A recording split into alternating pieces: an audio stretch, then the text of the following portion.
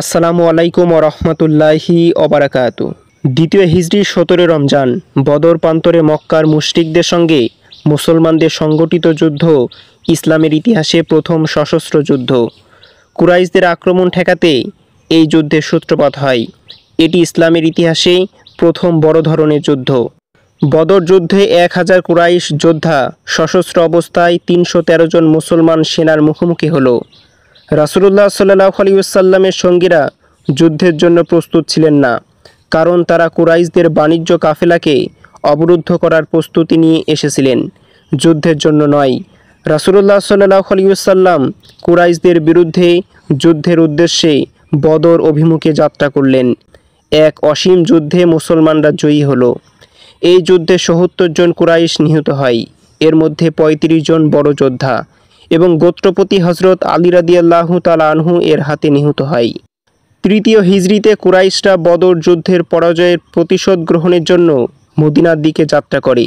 রাসূলুল্লাহ সাল্লাল্লাহু আলাইহি ওয়াসাল্লাম তাদের মোকাবিলা করার জন্য মদিনা থেকে বের হলে দুই দল উহুদ প্রান্তরে পরস্পরের মুখোমুখি হলো। সে সময় যুদ্ধে ওই ব্যক্তির হাতে পতাকা অর্পণ করা হতো যে সর্বশ্রেষ্ঠ যোদ্ধা, এবং যদি তার হাত থেকে পতাকা পড়ে যেত তবে তারপর যে যোদ্ধা সর্বশ্রেষ্ঠ তার হাতে তা দেওয়া হতো।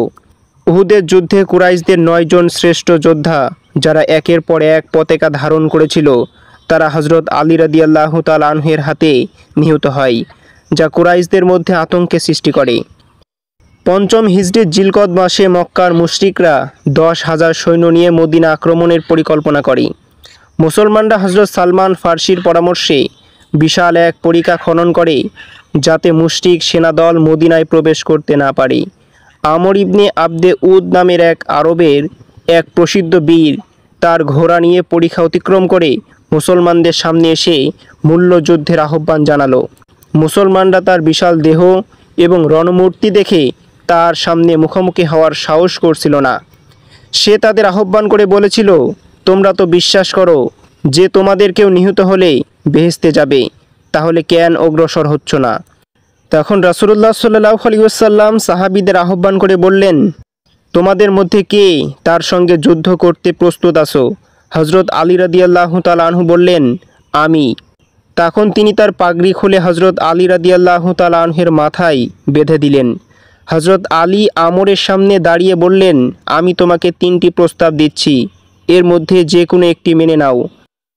নাম্বার 1, ইসলাম ধর্ম গ্রহণ করে মুসলমান হয়ে যাও।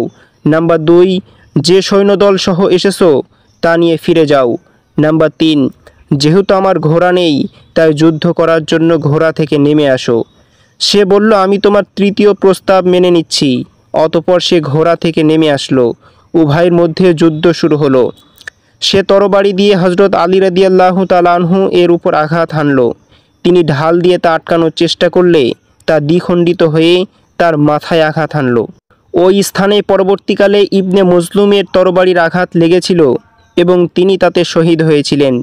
তিনি রক্তাক্ত অবস্থায় তার সঙ্গে যুদ্ধ করতে থাকলেন।